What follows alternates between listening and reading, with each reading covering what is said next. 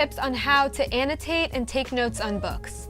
Everyone's method is different and there isn't a specific way you should do it. This is just the simplest way I find that works for me when I am reading a book or studying a book in English. The first thing I do is get out all of the supplies I need to start studying. First, I have my book. Currently, I'm studying The Things They Carried by Tim O'Brien. And then I have my little tin of everything I need while annotating a book. So first I have a few highlighters. This is the 4-pack of the Staedtler Tri-Plus Text Surfer highlighters. And I like these because the tips on these are very thin and aren't very broad like chisel tips like most highlighters. And they also bleed the least out of all of the highlighters I own, so it won't bleed onto the next page of the book while I'm highlighting. Next, I have 2 pens. Normally I have a blue or a black, and the type varies. Right now I have the .38 Muji gel ink pens. Then I have a small pack of these Muji page flags, which come in real handy and I really like using them. And then I have these larger Post-it brand page flags that I use if I have to write a longer note than just what I would normally use these page flags for. When I first receive a book that I have to start studying, I always try to make it as easy as possible for me to get used to what I'm supposed to be looking for. So in the back of this novel here, I have taped in this sheet of paper with washi tape so it will be removable afterwards, of everything that I will have to be looking for as I read. Each teacher assigns something different, but for me personally, I have to look for tone, diction, detail, figurative language, and syntax.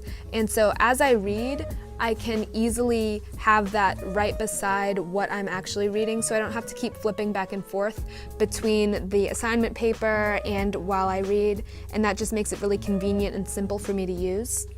And then next to each of these categories, I have a 1 or 2 letter code for what I'm supposed to be looking for. And so this reduces how much I'm supposed to be writing in the book.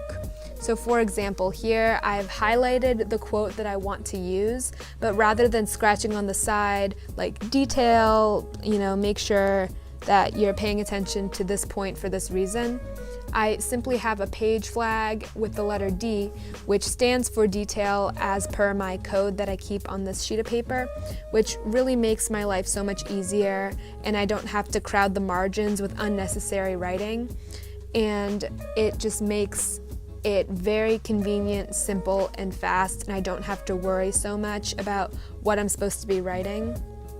And then whenever I use like asterisks, meaning that I actually use that quote in an assignment, so if I have to do like an essay or paper later on, I can see which ones I've already analyzed, and it cuts back on the amount of searching and looking back into what I've actually already used and what I haven't.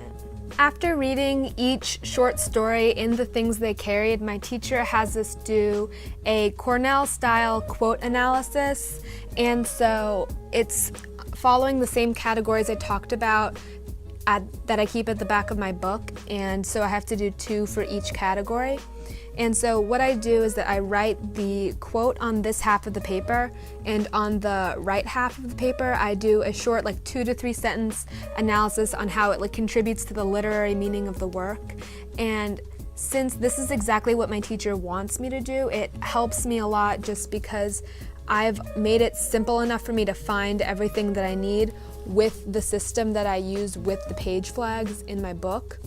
And so rather than finishing the story and having to go back and find quotes that fit each category, I've cut down on the amount of time that I spend doing that, and that makes my assignment go much more smoothly, and I end up having more examples than what I actually need for each assignment, so I'm able to pick and choose the best quotes rather than just, oh, I finally found one that has proper diction that I wanted to analyze, instead of having 3 or 4 examples and I can pick from that. So when you're annotating and highlighting as you read, rather than after you finish reading, it saves a lot of time for me personally, and I've been able to finish reading and studying and annotating books much quicker because of that. If you like this video, please give it a thumbs up, subscribe to my YouTube channel because I'll be posting